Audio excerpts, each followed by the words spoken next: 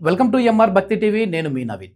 వారాహి నవరాత్రుల్లో రెండవ రోజు అయిన 16వ తారీఖున అమ్మవారిని ఏ రూపంలో మనం పూజించాలి, అమ్మవారికి ఎలాంటి నైవేద్యం పెట్టాలి, ఎలాంటి దీపంతో అమ్మవారిని మనము స్తుతించాలి అని చెప్పేసి తెలుసుకుందాం. ఇప్పుడు మనతో ఉన్నారు ప్రముఖ జ్యోతిష పండితులు బ్రహ్మశ్రీ నందిబట్ల శ్రీహరి శర్మ గారు. గురుగారు నమస్కారం. వాగర్థ విమసంపృక్తౌ వాగర్థ ప్రతిపత్తయే జగతః పితరౌ వందే పార్వతీ పరమేశ్వరౌ. ఆదిత్యాయ చ సోమాయ మంగళాయ బుధాయ చ గురు శుక్ర శనిభ్యశ్చ రాహవే కేతవే నమః. శృంగేరి జగద్గురు పీఠాధిపతులకి, కంచి పీఠాధిపతులకి నమస్కారములు తెలియచేసుకుంటూ కార్యక్రమాన్ని ప్రారంభిద్దాం.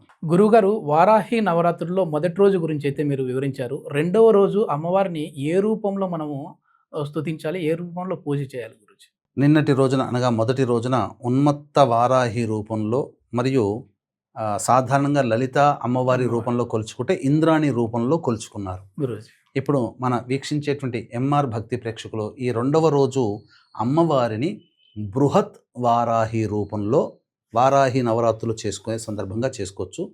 ఈ వారాహి స్థానంలో లలితాపరంగా చేసుకునేటువంటి వాళ్ళు బ్రహ్మీదేవి అమ్మవారి రూపంలో ఆరాధన చేసుకోవాలి. ఇది మనకు చెప్పబడినటువంటి బృహత్ పేరులోనే ఉందండి. బృహత్ అంటే పెద్దదైనటువంటిది అని అర్థం. గురువుగారి అమ్మవారి పూజా విధానం ఏ విధంగా ఉండాలి గురూజీ? ప్రధానంగా ఈ అమ్మవారిని సాధారణంగా షోడశోపచార విధానంగా చేసుకోదలిస్తే చేసుకోవచ్చు, లేదా కనీసము పంచోపచార విధానంగానే చేసుకోవాలి. ధ్యానము, అర్చన, నైవేద్యము, అమ్మవారికి సంబంధించినటువంటి ఈ యొక్క ధూపము, ఇవన్నీ కూడాను, అలాగే తాంబూలం, వీటితో పంచోపచార విధానంగానైనా కానీ ఆచరించాలి. ఈ పంచోపచార విధానంలో భాగంగా ధ్యానము చూసుకున్నట్లయితే అమ్మవారు బృహత్ వారాహి అమ్మవారు ఏంటనంటే, మన వశిష్ఠ మహర్షి ప్రకారము ఈ బృహత్ వారాహి ప్రతి మానవుడిలో ఏదో ఒక రూపంలో ఉంటుందట. ప్రతి మానవుడిలో ఉంటుందట. ఈ అమ్మవారి వాహనము సింహవాహనం. తర్వాత చేతిలో కత్తి పట్టుకొని చేతిలో కత్తి డాలు పట్టుకొని ప్రపంచమంతా తిరిగి వస్తుందట ఈ అమ్మవారు, సింహవాహిని అయి. అలాగే ఇక్కడ ఈ అమ్మవారు కేవలం సింగిల్గా కాకుండా తన పరివారంలో 8 మంది దేవతలతో బయలుదేరుతుందట, 8 మంది దేవతలతో కలిసి ఉంటుందట ఈ అమ్మవారు చెప్పినటువంటిది. ప్రధానంగా ఈ అమ్మవారు ఎవరయ్యానంటే విశ్వాన్ని కాపాడగలిగేటువంటి శక్తి ఉన్నటువంటి అమ్మవారు ఈ యొక్క అమ్మవారు. ప్రధానంగా అసమానమైనటువంటి శక్తులు అంటే మనం ఊహించి ఉండం. ఇప్పుడు పంచపాండవులలో అలాగే 9 కౌరవులలో అసమానమైన ప్రతిభాశాలి ఎవరంటే అర్జునుడు. ఎవరికీ లేని గొప్ప విలువిద్యతనం అతనికి ఉంది ప్రపంచవ్యాప్తముగా. అంటే అసమానమైన ప్రతిభ కనబరిచారు. అట్లాగే అసమానమైనటువంటి శక్తులు ఉన్న అమ్మవార్లలో ఈ అమ్మవారు ముందుంటుందట. అందుకనే దుష్ట సంహారిణి కాబట్టే లలితా అమ్మవారి యొక్క సైన్యాధిపతి ఈ అమ్మవారు.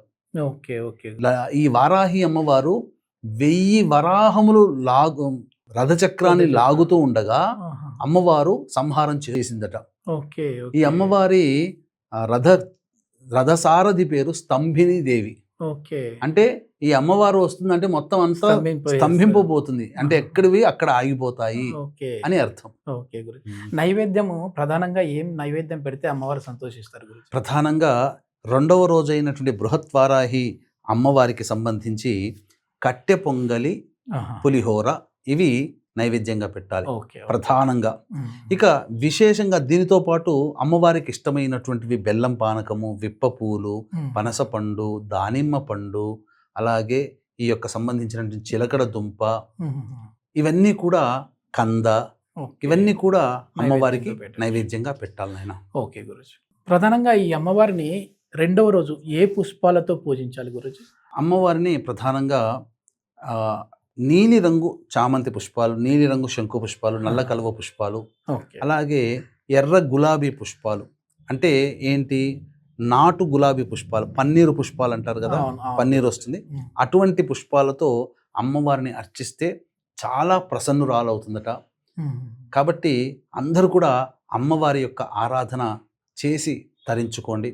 అలాగే వీక్షించేటువంటి ఎంఆర్ భక్తి ప్రేక్షకులు కూడా ఈ యొక్క 9 రోజుల పాటు నియమనిష్టలతో అమ్మవారి పూజాది కార్యక్రమాలు జరిపించి 25వ తారీఖు రోజున ఏకాదశి, ముక్కోటి ఏకాదశి సందర్భంగా మన పీఠమాధ్వర్యంలో రాత్రి 9 గంటలకు మీ జాతకరీత్యా కలుగు విద్య, వివాహ, ఉద్యోగ, దాంపత్య, అనారోగ్య సమస్యలు, శత్రు సమస్యలు, భూ సమస్యలు, కోర్టు సమస్యలు, ప్రయోగ బాధల నివారణకి మేష, మిథున, కర్కాటక, సింహ, కన్య, వృశ్చిక, ధనస్సు, కుంభ, మీన రాశిలో జన్మించిన వారికి శనిదోష నివారణకి సర్వదోష నివారణ పూజలు, హోమాలలో భాగంగా వారాహి, బగలాముఖి, ప్రత్యంగిర, అలాగే ధూమావతి, రాజశ్యామల హోమాది కార్యక్రమాలు జరిపించి పూజ చేసినటువంటి వారాహి మాల మీకు పంపించడం జరుగుతుంది. ఇది కేవలం 108 మందికి మాత్రమే అవకాశం ఉన్నటువంటి వాళ్ళు స్క్రీన్పై కనిపిస్తున్న నెంబర్కి కాంటాక్ట్ చేసి మీ గోత్రనామాదులు ఈ పూజాది ఎప్పుడు నమోదు చేసుకుంటే అప్పుడు పూజాది కార్యక్రమాల్లో మీకు పెట్టడం జరుగుతుందని చెప్పవచ్చు.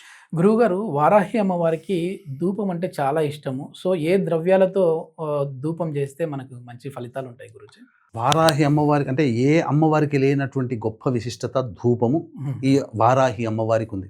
కాబట్టి ఉదయము సాయంకాలం పూట ఈ సంబంధించినటువంటి ధూపం ఇంట్లో వేస్తే నకారాత్మకమైన శక్తి తొలగిపోతుంది. కాకపోతే ఆ వస్తువులు చెప్పినవన్నీ దొరకాలని లేదు, కొన్ని దొరికినా పర్వాలేదు. గుగ్గిలం తెలుపైనా నలుపైనా పర్వాలేదు. ఈ యాలకుల పొడి, ఇలాచి పొడి, పసుపు పొడి, మిరప పొడి, శొంఠి పొడి, మిరియాల పొడి, తెల్ల గురువింద గింజల పొడి, తెల్ల ఈశ్వరి వేరు పొడి, తెల్ల జిల్లేడు పువ్వులు నీడన ఆరబెట్టి ఆ పొడి, వీటిలో ఎన్ని దొరికితే అన్నిటితో ధూపం వేస్తే కనుక ఇంట్లో ఉన్నటువంటి నకారాత్మకమైన శక్తి సంపూర్ణముగా తొలగిపోతుందని చెప్పవచ్చు. అమ్మవారిని ఏ మంత్రంతో పఠించాలి గురుజీ? ప్రధానంగా ఈ అమ్మవారిని ఉదయం సాయంకాలం పూట ప్రతిరోజు 1008 సార్లు కానీ కనీసం 108 సార్లు అయినా కానీ తగ్గకుండా ప్రతిరోజు కనుక పఠిస్తే పూజ చేసుకునే విధానంతో పాటు అమ్మవారికి ఇంకా గొప్ప ప్రీతి పాత్రులం అవుతాం. అమ్మవారు అతి శీఘ్రంగా మనకు ఫలితాన్ని ఇస్తుంది. అదే మంత్రము చెప్తున్నాను. ఓం మహిషధ్వజాయై విద్మహే దండహస్తాయై చ ధీమహి తన్నో వారాహి ప్రచోదయాత్. ఈ మంత్రముతో చదివినట్లయితే చాలా మంచి జరుగుతుంది. ఈ 9 రోజుల పాటు పూజ చేసేటప్పుడు ఎవరిని కూడా చెడు కోరుకోకూడదు, ప్రశాంతంగా ఉండాలి. ధూమపానము, మద్యపానము, మాంసాహారము, దాంపత్యం పనికిరాదు, సంతోషంగా ఉండాలి. అలాగే మన పీఠం ఆధ్వర్యంలో ఈ జూలై 25వ తేదీన ఈ వారాహి పూజ చేసేవాళ్ళు, వారాహి పూజ చేయలేకపోయామని ఇబ్బందులో పడి చేయలేకమని భావించిన వాళ్ళు, మీ యొక్క సమస్యలు ఏ సమస్యలకైనా నివారణకై వారాహి, ప్రత్యంగిర, బగలాముఖి, రాజశ్యామల, ధూమావతి హోమాదులు జూలై 25వ తారీఖు రోజున రాత్రి 9 గంటలకు ప్రారంభమవుతుంది. కాబట్టి ఆ 25వ తారీఖు రాత్రి 8 గంటల లోపల మీ గోత్రనామాలు నమోదు చేసుకోవచ్చు. అయితే ఎప్పటికప్పుడు నమోదు చేసుకుంటే అప్పటికప్పుడు ఆ పూజల్లో మీ గోత్రనామాదులు అనేటివి పెట్టడం జరుగుతుంది. ఓకే గురువుగారు, ఇప్పుడు మనము ఈ వారాహి నవరాత్రులను ఎంతో నిష్టగా మనం చేసామంటే ఈ పూజా ఫలితం అంటే ఎట్లాంటి ఫలితం దక్కుతుంది? ప్రధానంగా ఈ అమ్మవారిని మనం పూజిస్తే గురుజీ మన నీడ మనల్ని అంటిపెట్టుకుని ఎలా ఉంటుందో ఈ అమ్మవారు మనల్ని అంటిపెట్టుకుని ఉండి సదా అన్ని సందర్భాలలో కాపాడగలుగుతుంది. ఓకే ఓకే గురుజీ, ఇది మొత్తానికి మనము 2వ రోజు కూడా పూజా విధానం ఏ విధంగా చేయాలి, అదేవిధంగా ఎలాంటి నైవేద్యం సమర్పించాలి అమ్మవారికి, ఏ రూపంలో అమ్మవారిని మనం పూజించాలనేది తెలుసుకున్నాం కదా. 3వ రోజు కూడా ఏ విధంగా పూజించాలి, ఏ రూపంలో మనం పూజించాలనేది అయితే వీడియో అయితే ఉంది. సో మీరు ఆ వీడియోని కూడా ఆశాంతం అయితే చూడాలని చెప్పేసి కోరుకుంటా ఉన్నాం. ధన్యవాదాలు గురుజీ. సర్వం శ్రీ ఉమామహేశ్వర పరబ్రహ్మార్పణమస్తు.